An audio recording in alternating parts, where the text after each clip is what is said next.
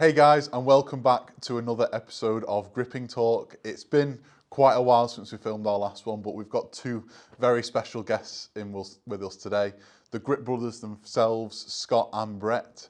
So, for everyone that doesn't know you, do you want to just introduce yourselves? I'm Scott, obviously into grip, and this is Brett. Well, thanks for introducing me. I'll introduce myself. I'm Brett, and obviously, we love grip, and we're doing pretty good at it, I think, anyway. So We've known you probably 2 years now, maybe. I'd probably say, yeah. 2 years, definitely 2 years. So these two have been competing pretty regularly. You're regulars now to the I competition. don't think we've missed one for... And for me, looking at that, it must be so difficult to sort of keep on top of training such a variety of implements. Yes, definitely. But I feel like this year, especially the second half of the year, we've noticed like a big progression. Specifically you on like the vertical bar and stuff like that. It's really sort of coming together more, isn't it? Do you think? Well, that's what I'm sort of focusing on, because when I first started, the pinch was what I was, really good at. But that seems to have dropped off because I'm concentrating more on vertical bar, rolling thunder. I just like the heavy stuff. I just want to see how far I can push myself. So that's what I really, train mainly for. But in competition, I've found out with not training the pinch as much, it's affecting me. So I've gone back to, like you say, try to train them all, which is nearly impossible. But yeah, that's what I'm trying to do, get everything at a good level again. Yeah, it's one of them, innit? Like I say, I see with you, your numbers just keep shooting up.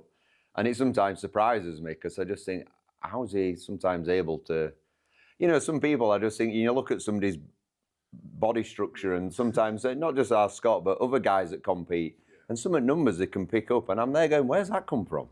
How? And some people pick certain implements up quicker, they get bigger numbers of that. And for me, my pinch side's fine in my game. Oh, yeah. But my numbers are not on the heavier lifts, so I need to concentrate more on the heavier lifts. But then does that come at a sacrifice to something else? And I sometimes wonder, do you stay in a certain lane and own an area? So then people know that when it comes to competition, you're the guy To beat. Yeah, he's here, he's Jesus, he's going to win this round, Because when you try and do too much, you lose in another area. It's hard. And obviously, it'd be nice if there were just 5 implements throughout the year. No, they're the same 5. Everyone knows what they're training for, and you literally focus on that. But every event, sometimes it can be 8 different tools that we're using, implements. And it's like, I've never used that before. And now you've suddenly got to stop doing that. When you brought Tip Blaster out, you're literally like, now we've got to get hold of one. So we had the gruesome grip off. Yeah. Last week, 2 weeks. 2 weeks ago, I think now. And we introduced some like natural stones as part of one of the events. Yeah. And these two guys did really well on it. How to butcher your hands in a few hours.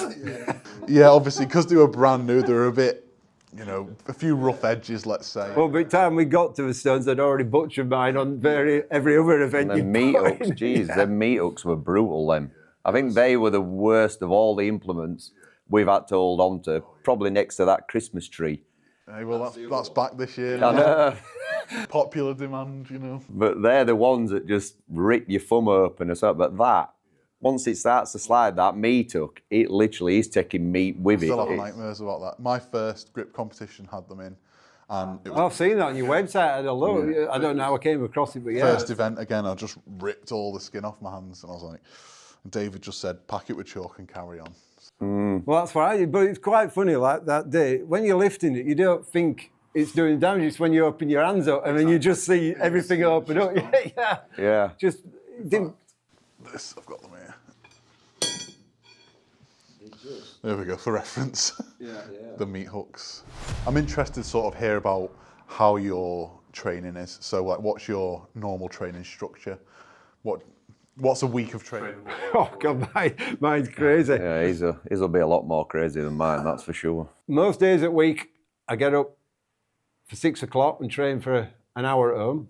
And twice a week, I go mountain bike riding and also do loads of walking. But then on a Monday, we both go to a gym, don't we? Tuesday, I either go to the gym or do grip training at home. Wednesday, I go to the gym and do legs. Thursday, I normally give myself a day off.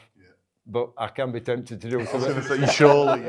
And then, Mum's looking at you. yeah. And then on Friday, when I get home from picking my daughter up, she'll go up and do her homework. And for 2-3 hours, I'm in the lounge with my famous cushion, doing everything, pushing myself till I can't do no more. Yeah, your hands hurt. Yeah. And then Saturday morning, I get up at crack of dawn and do same again, and that's week after week. So very high volume, really. Yeah, I probably don't do myself any favours, but I just love doing it. Like I say, it is different to me, as in I have I've had periods where I've had a very structured training, just from a physique point of view, where I've shredded myself at one time, just to get in really good shape. But my sort of thing that got me into fitness more than anything, when I decided to get back into fitness, which was probably when I was about 43 or something like that, so 8-9 years ago, I started getting into just body calisthenic style training.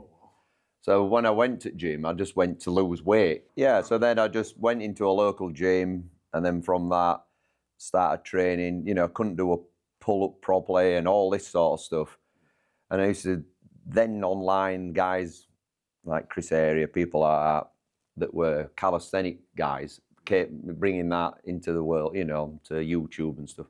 And I thought, that looks cool. How do they defy gravity, with the holds and things they were doing? So then I just gave myself a mission. And the first mission I gave myself was, I want to do a human flag off a pole. So it took me 12 months to learn that.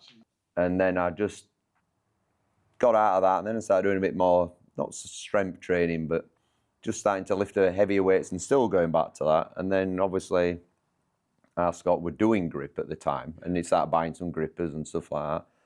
And then, like I say, when he entered that first competition, I says, I'll enter with you. We'll just do something together. Because I knew it was more his thing than it was my thing. Yeah. And then when we came here for the first competition, I sort of got the bug of it. Yeah.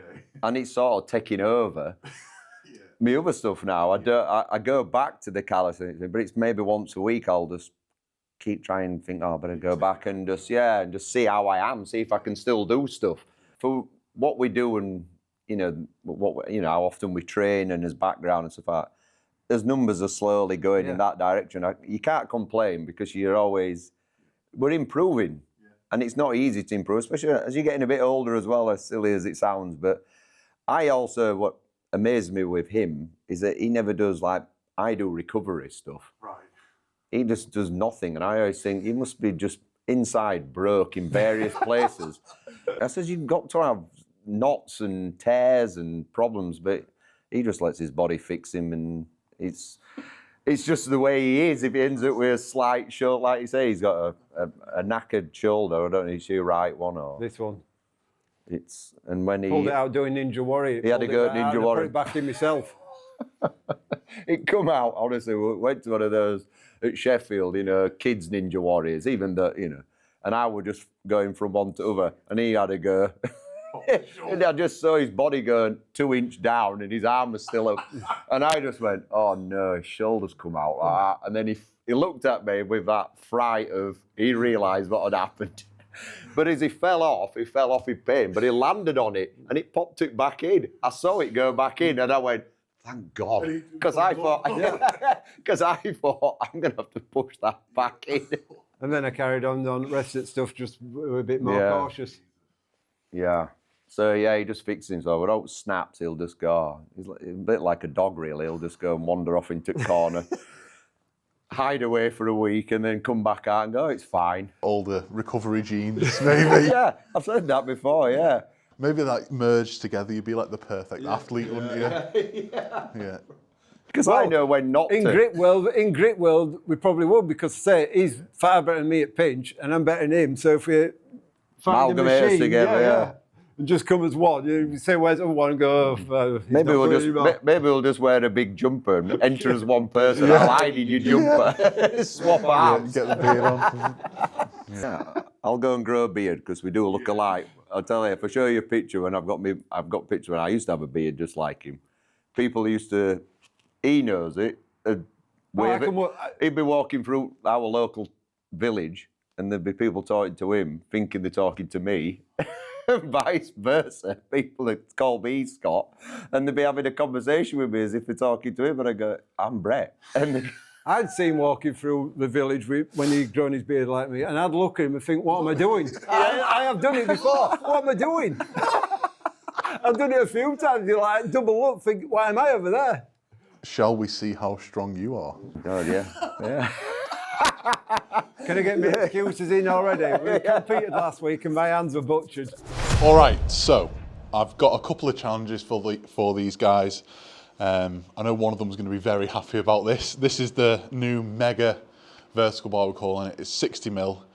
And basically because it's a new product and there's no records online for this, we're going to do it where it's called benchmark scores. So these guys are going to have a go at it today, and whoever lists the most will be on the leaderboard as sort of a goal for people to reach until it's in a competition and gets beaten. So we'll have a go on this first. Yeah. Or did you want to have a go on the dynamometer first? I knew it. I think he wants the... As tradition with all of our guests on Gripping Talk, we'll have a go on the dynamometer and see what they can get. I love it. I might have to edit this. What is it?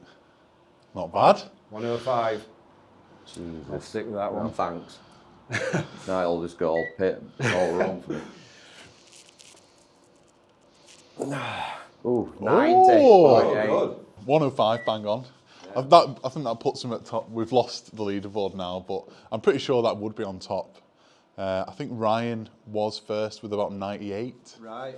So, well Fair done. play. I'll take that. Yeah. This is your speciality, isn't it, really? That's all right, that. Oh, imagine if you beat him on this. He'll be fuming. He'll be absolutely fuming. Interesting drive home. Yeah, it's silence. I would be having a go, but I've got an arm wrestling match in a couple of hours, so saving myself.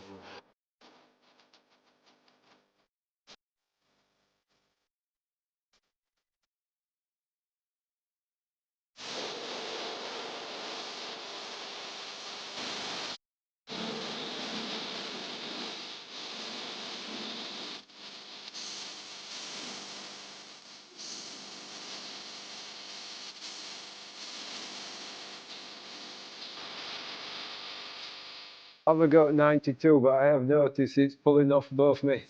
So I'm quite even more happy how far I've got. Yeah, but I'll have a go at 92. Ooh, it's coming. Yeah, left arm's had it. Yeah, that's it today.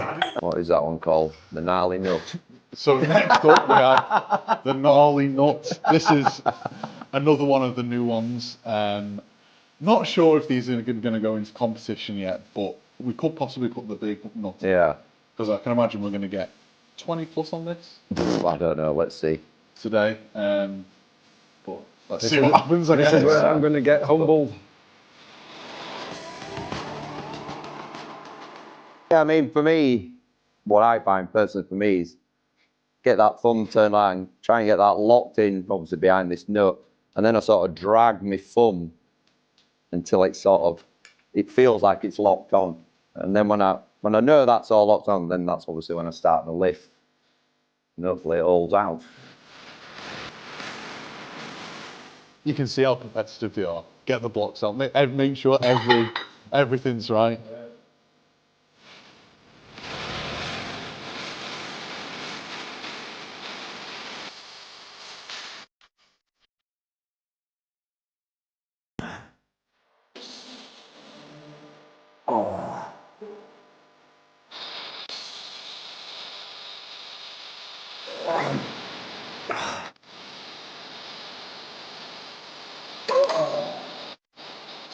We've had it go. Yeah. It's a nice little implement. So probably about 15 kilos in total, isn't it? Yeah. Actually got a close up on it. About 3 stone, we just on a little bolt. Yeah. The gnarly nut. That's his name. That's how you get it. Gnarly nut. Brilliant. Well done, Scott. What for? You won 2-1. Well, yeah, oh yeah, I'll take that. Now, we usually finish on a question, so we'll ask you both. If you could give your 16-year-old self a piece of advice, what would it be? My 16-year-old self is, what I'd just say, there's obviously a cliche when you say, work hard. Obviously, if you do that, you'll go far in life, and just be a good person, really. I think that's one of the best things you can give, is just be good. Be a good person and set your goals and aim for them, and hopefully you'll reach them, and that's all I can say. Like to my own son who's almost 16, that's sort of stuff, advice I just say to him. You know what you want to do, well, when you work out what you want to do in life, go for it and just back yourself and believe it, and hopefully you'll achieve it. So. Mine a bit, don't do some of the things I've done in my life, but do all the rest, because you'll have a great time doing it. Even though your body's knackered, I'm still going. Exactly. Brilliant. So that's what I'd say to myself. Yeah. Mine Your more. shoulder pops out. Yeah, exactly. Yeah. You're still having a great time. Yeah. I love it. Self-fixing. Yeah. Well, thank you very much for you both coming. It's been really good fun and just learning a bit more about you. And hopefully we'll get another episode up soon with someone else. But I've really enjoyed this one today, and we'll see you soon for the next one. See you later. Bye-bye. That was really good. I enjoyed that.